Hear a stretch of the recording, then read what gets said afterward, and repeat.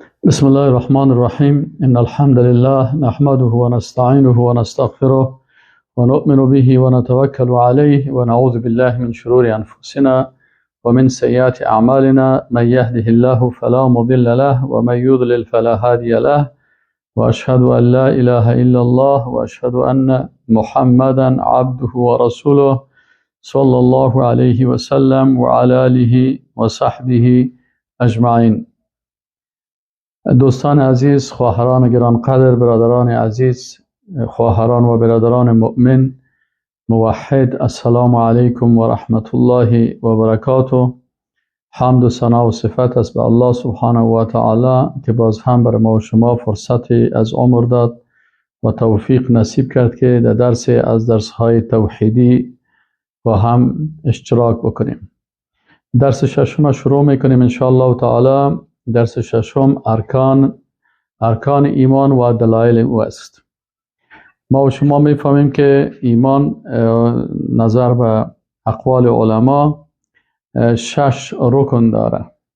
مثل که ما و شما میخوانیم رکن اولش آمنت بالله و ملائکته و کتبه و رسوله و الیوم الاخر و القدر خیری و شره من الله تعالی.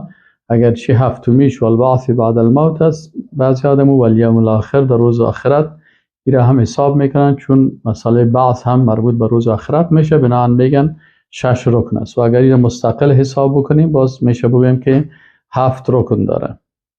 خب این ارکان ایمان از کجا گرفته شده هست؟ علمای اسلام، طبعا علمایی که در عقیده تخصص دارن و در عقیده کار کردن، جزاهم الله خیرا، از علمای سلف صالح از قدیم تا عصر امروزی، علمایی که در این راستا کار میکنن و ما شاگردای از اونا هستیم، از اونا استفاده میکنیم، اصحاب رسول الله صلی الله علیه و سلم، تابعین، تبع تابعین و دیگه علمای کرام.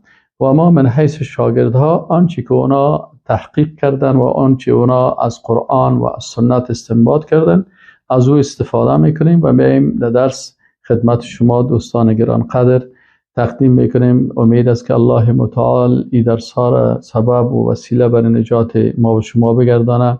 ربنا اننا سمعنا منادیا ینادی ان آمنوا بربکم فآمنا. همین هست که ما ایمان خود وسیله میکنیم، با ایمان توسل میکنیم به الله متعال که الله را از جمله باقیات صالحات ما بگردانه و از جمله حسنات ما قبول بکنه و ما را توفیق استقامت در توحید و در راه ایمان نصیب بکنه و الله متعال همه ما و شما را از فتنه هایی که امروز بسیاری کسا مبتلا شدن و این فتنه ها سبب گمراهی بسیاری کسا از خط توحید شده است، الله متعال ما و شما را توفیق نصیب بکنه و از شر از این فتنه ها و الله سبحانه و تعالی پناه میبریم، میگیم که نعوذ بالله من فتنة الدنیا و فتنة الاخره و من فتنة الحیات و فتنة الممات یا رب العالمین. خب این 6 رکن ایمان که است، هر رکن از یک است مثلا در قرآن و در سنت ثابت است.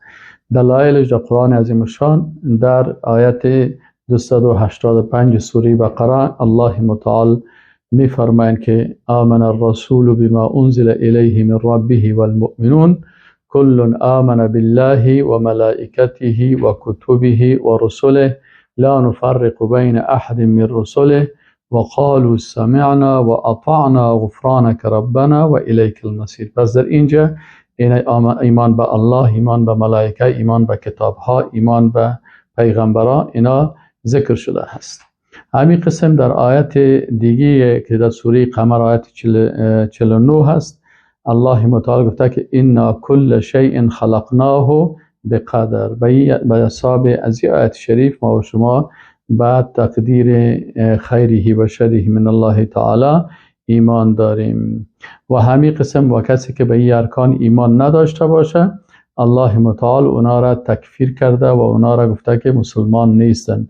یا ایها الذین آمنوا آمنوا بالله و رسوله والکتاب الذي نزل على رسوله والکتاب الذي انزل من قبل و من یکفر بالله. ببینید اینجا الله متعال میگه و کسی که کافر شد بالله به الله و ملائکته و به ملائکه الله و کتبه و به کتابهای الله و رسوله و به پیغمبران الله و الیوم الاخر و کسی که کافر شود به روز آخرت.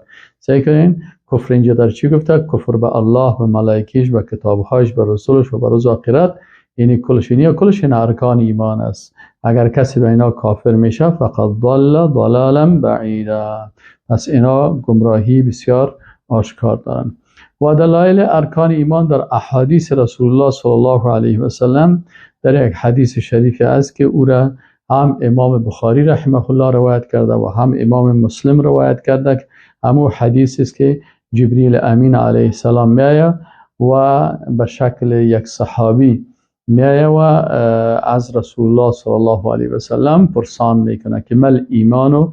رسول الله صلی الله علیه و سلم در جوابش میگه ان تؤمن بالله و ملائکته و کتبه و رسوله و الیوم الاخر و تؤمن بالقدر خیره و شره. یعنی رسول الله صلی الله علیه و سلم مفسر قرآن است، ترجمان قرآن است، تشریح کننده قرآن است. پس با احادیث خود رسول الله صلی الله علیه و سلم آیات قرآن تفسیر و تشریح میکنه. در اینجا تشریح کردن که ان تؤمن بالله، سکنین ایمان بیاری به الله و ملائکته و به ملائکه الله و کتبه و به کتابای الله و به رسوله و به پیامبران الله و الیوم الاخر، پنجمی به روز آخرت، و تؤمن بالقدر خیره و شره، و ایمان داشته باشی به اندازه خیر و شر که تقدیر و اندازه کردن خیر و شر از جانب الله متعال است. این شش رکن از ارکان ایمان است که در این حدیث شریف ذکر شده و علمای اسلام هم به می اجماع دارند که اینمی ارکان اسلام است. و السلام علیکم و رحمت الله.